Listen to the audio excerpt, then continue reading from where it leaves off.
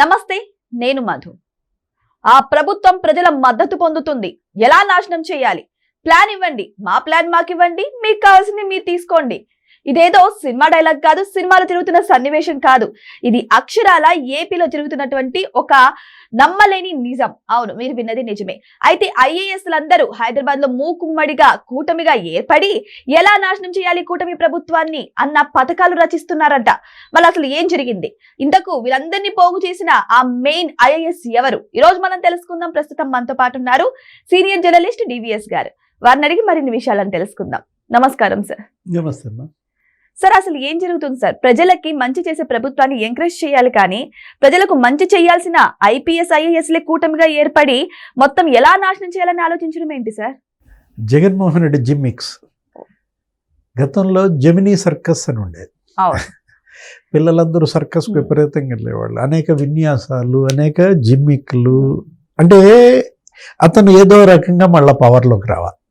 జగన్మోహన్ రెడ్డి మళ్ళీ అధికారం లేకపోతే గిలగిలలాడిపోతున్నాడు. అటు కూటమిని బ్రేక్ చేయాలని, అక్కడ ఏది కుంపట్లు పెట్టాలని, ఆ పొత్తుని విచ్ఛిన్నం చేయాలని. అది అయ్యేటట్టుగా లేదు. ఏది అక్కడ ఎన్ని రకాల విభేదాలు సృష్టించాలని, ఒకవైపు సోషల్ మీడియాతో కుల చిచ్చు పెట్టాలని, మత విద్వేషాలు రగిలించాలని, ఏవి ఫలించలేదు 20 నెలలుగా.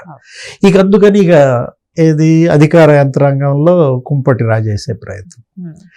అంటే జగన్మోహన్ రెడ్డి దిగిపోయిన వెంటనే మీరన్నట్టుగా హైదరాబాద్లో ఫస్ట్ మీటింగ్ పెట్టారు. అప్పుడు రిటైర్డ్ ఐఏఎస్ అధికారి ఆధ్వర్యంలో, ప్రభుత్వంలో అత్యున్నత పదవి చేపట్టిన ఆయన ఆధ్వర్యంలో ఐఏఎస్లందరూ ఇక్కడ మీటింగ్ పెట్టారు. అట్లా ఏదో ఒక 2-3 మీటింగ్లు పెట్టాలని ప్లాన్ వేసుకున్నారు. సెకండ్ మీటింగ్ కూడా జరిగింది అప్పట్లో, ఎక్కడ హైదరాబాద్లో. అంటే అసలు ఆ మీటింగ్కి వీళ్ళే కార్లు పంపటం ఇంటికి, తర్వాత అసలు వాళ్ళ సొంత కారుల్లో రానీయకుండా, తెలిసిపోయిద్దని, నెక్స్ట్ వాళ్ళ ఫోన్లు కూడా లోపలికి అలౌ చేయకుండా అనేక జాగ్రత్తలు తీసుకుని పెట్టినటువంటి ఆ 2 మీటింగ్లు కూడా బయటకు వచ్చాయి. ఏంటి మేము ఇంత జాగ్రత్తలు తీసుకున్నా కానీ ఎలా లీక్ అయిందని చెప్పి అప్పుడు ఐఏఎస్లు కూడా కొంచెం భయపడినటువంటి పరిస్థితుల్లో ఇంకా అసలు జగన్ ఎత్తులు ఫలించాల. ఇప్పుడు మళ్ళా ఇంకోసారి బిగిన్ చేశాడా?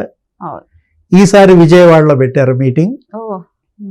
ఏది అక్కడే బెజవాడ క్లబ్ రోడ్లో. అంటే మొదటేమో ఆ association morning walk, association building పక్కనే ఒక ప్లాట్లో అక్కడ సిట్టింగ్ అయ్యాలని చూశారు. అంటే మార్నింగ్ వాక్లో ఉన్నటువంటి ఐఏఎస్లో 4 పట్టుకుని ఆ రిటైర్డ్ ఐఏఎస్ ఎవరైనా, ఇప్పుడు హైదరాబాద్ మీటింగ్లకేమో అజయ్ కల్లం అనుకున్నారు అప్పట్లో, ఇప్పుడు ఈ మీటింగ్లకి జవహర్ రెడ్డేనా? అత్యున్నత పోస్ట్ పనిచేసిన వాళ్ళు అంటే మరి సిఎస్ గా చేసింది ఎవరు? జగన్మోహన్ రెడ్డి హయాంలో జవహర్ రెడ్డి. అంటే ఇప్పుడు గతంలో సిఎస్ గా పనిచేసినటువంటి ఎల్వి సుబ్రహ్మణ్యం అసలు జగన్మోహన్ రెడ్డి అంటేనే మండిపడుతున్నాడు. ఎందుకంటే అసలు మనం చూసాం, ఎల్వి సుబ్రహ్మణ్యం ఇప్పటికి దగ్గర 9 మంది చీఫ్ మినిస్టర్ల దగ్గర పనిచేసా, ఇట్లాంటి చీఫ్ మినిస్టర్ నేను చూడలేదు అన్నాడు. ఏది విశాఖ స్టీల్ ప్లాంట్ భూములు మనం ప్రభుత్వం తీసుకుందాం, అక్కడే రాజధాని పెడదాం అన్నాడు. ఆయన ఆశ్చర్యపోయాడు. ఏంటి అది? రైతులు ఇచ్చిన భూములు, వాళ్ళ త్యాగాలు, అప్పట్లో విశాఖ ఉక్కు ఆంధ్రుల హక్కు అంటూ అట్లాంటి భూముల్లో రాజధాని పెట్టాలన్న ఆలోచన, అసలు ఇది ఏంటి, ఇట్లాంటి ముఖ్యమంత్రి ఏంటని విస్తుపోయారని ఆయనే అనేక ఛానల్స్లో కూడా మాట్లాడారు. ఎవరు? ఎల్వి సుబ్రహ్మణ్యం. ఇప్పుడు జవహర్ రెడ్డి. మరి జగన్మోహన్ రెడ్డి హయాంలో అతను పొందిన లబ్ధి ఏది మనం చూసాం. ఆయన పైన అనేక ఆరోపణలు వచ్చాయి, విమర్శలు వచ్చాయి, సాక్ష్యాధారాలతో సహా జనసేన నాయకులు అప్పట్లో ప్రెస్ మీట్ పెట్టారు. ఏది భోగాపురం ఆ ఎయిర్పోర్ట్ చుట్టుపక్కల జవహర్ రెడ్డి కొడుకు మేనల్లుడు అక్కడ రిసార్టుల్లో అక్కడ ఉండి అక్కడ దగ్గర 100 ఎకరాలు బినామీల పేరుతో కొన్నారని. ఇప్పుడు కూడా మనం చూసాం ఏంటి, ఆ గూగుల్ డేటా సెంటర్కి అక్కడ భూములు ఎక్వైర్ చేయాలని చూస్తే అక్కడే మరి ఈయన తాలూకు మనుషులే ప్రభుత్వానికి భూములు ఇవ్వద్దు అని కోర్టులు వాళ్ళతో కేసులు వేయించారని. దానిపైనే గంటా శ్రీనివాసరావు లేకపోతే తెలుగుదేశం ముఖ్యమంత్రి కూడా ఫైర్ అయినటువంటి పరిస్థితుల్లో అంటే జవహర్ రెడ్డి ఏదో రకంగా జగన్మోహన్ రెడ్డిని సీఎం చేద్దామనా? ఇప్పుడు ఆయనే నా సూత్రధారి ఈ గుడు పుఠానీకి. ఎందుకంటే పేరేం పెట్టి రాయలేదు. ఈ రోజు ఆంధ్రజ్యోతిలోనో దేంట్లోనో వచ్చింది బ్యానర్ ఐటమ్. ఇప్పుడు ఒక 6 ఐఏఎస్లు ఆ మీటింగ్లో కలిశారని, కార్యదర్శుల స్థాయి వాళ్ళందరినీ పిలిపించారని, సెక్రటరీ స్థాయి. అంటే గతంలో ఏంటి జగన్మోహన్ రెడ్డి హయాంలో మరి చక్రం తిప్పినాళ్ళు ఉన్నారని, లేకపోతే ఇంకొక 6 మొత్తం 12 మంది మీటింగ్ వేసినట్టు. అక్కడ మరి ఈ రిటైర్డ్ ఐఏఎస్ ఎవరు అత్యున్నత పోస్ట్ పనిచేసిన ఆయన మరి అజయ్ కల్లమో లేకపోతే జవహర్ రెడ్డో ఎవరో అతనేంటి ఏం జరుగుతోంది బ్యూరోక్రసీలో, ఫైల్స్ ఎలా నడుస్తున్నాయి, అసలు ముఖ్యమంత్రి డిప్యూటీ సీఎం మూమెంట్స్ ఎలా ఉన్నాయి, ఫైలింగ్ ఎవరెవరు సీఎంని కలుస్తున్నారు, ఎవరెవరు డిప్యూటీ సీఎంని కలుస్తున్నారు, ఏ కాంట్రాక్టుల విషయంలో చర్చలు సాగుతున్నాయి, కాంట్రాక్టర్లు ఎవరన్నా కలిశారా, ఈ చర్చ ఆ గుడు పుఠాని ఏంటి దగ్గర దగ్గర 2 గంటలు సాగిందంట.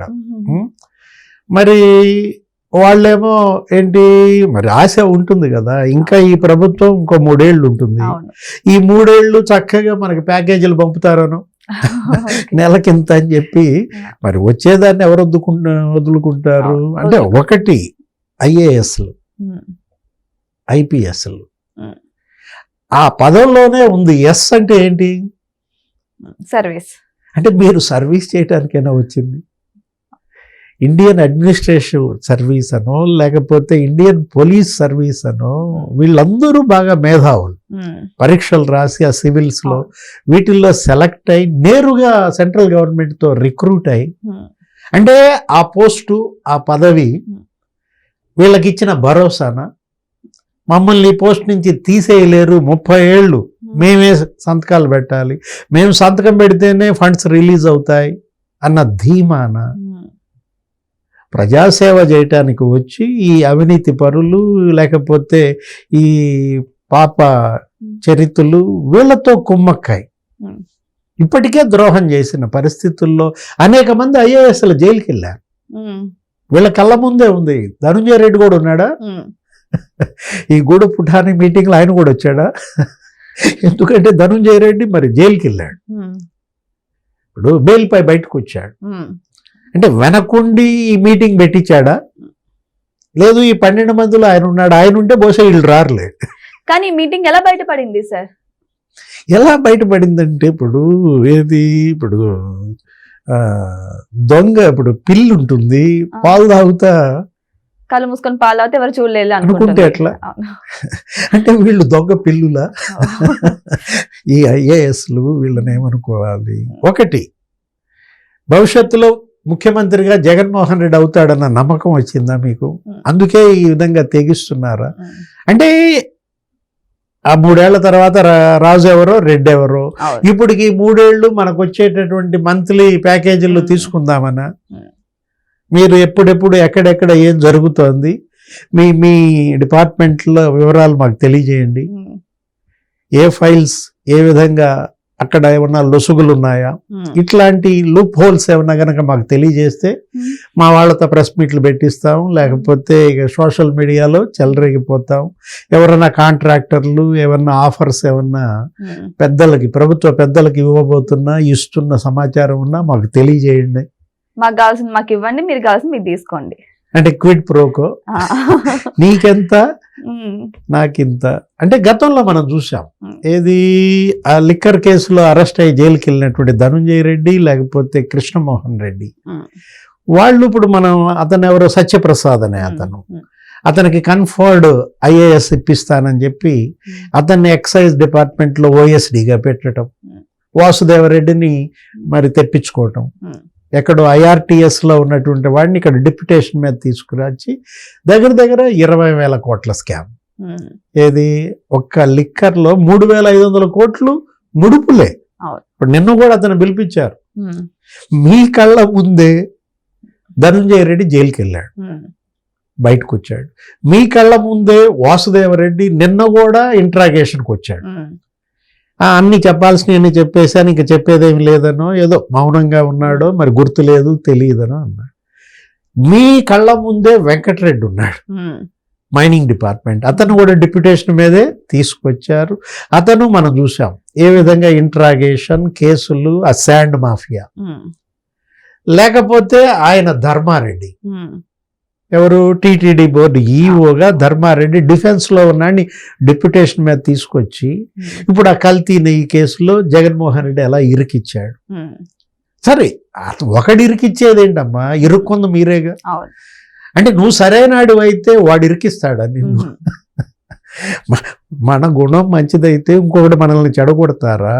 అంటే ఒకటి ఇవాళ సుప్రీంకోర్టు దీనిపైన ఫైర్ అయి ఆ ముగ్గురు అధికారుల పైన వెయిట్ అయింది. జగన్మోహన్ రెడ్డి కాపాడతాడా? ఇప్పుడు సింఘాల్ బలయ్యాడా లేదా? అవును. ఏకే సింఘాల్, అనిల్ కుమార్ సింఘాల్ ఏంటి అతని చరిత్ర, ఎన్నాళ్ళు ఏ విధంగా పనిచేశాడు. అట్లాంటి ఆడు ఇవాళ దోషిగా తిరుమల తిరుపతి స్వామివారి ముందు ఈ పాపంలో నాకు బాగా ఉందని తలదించుకుని వెళ్ళిపోయిందే ఆ కుటుంబం. అంతకన్నా సిగ్గుచేటైనటువంటి అంశం ఇంకోటి ఉంటుందా? ఆ బాలాజీ అనేవాడు ఫైనాన్స్ అకౌంట్స్ చూసేవాడు సెలవుపై వెళ్ళిపోయాడు. అరే కన్నీళ్లు పెట్టుకున్నారు కోర్టుల్లో, మ్యాజిస్ట్రేట్ల ముందు ఆ ప్రిన్సిపల్ సైంటిస్టులు, ఆ డైరీ నిపుణులు.